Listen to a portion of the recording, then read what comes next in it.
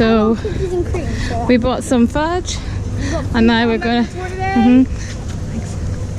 And now we're gonna head back to the ship, which is just at the end of the street here. So we've had a really nice day, haven't we? Just walking alongside the market here.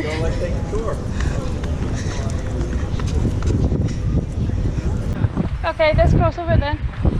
Watch the horse.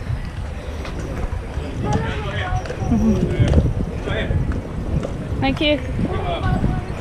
Thank you, horsey.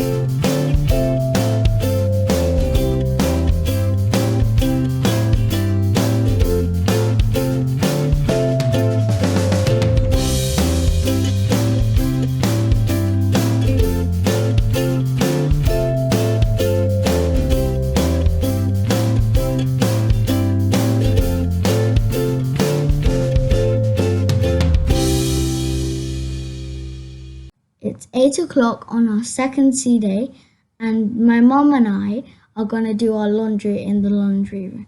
But because we're at the front of the ship, we had to walk all the way to the back.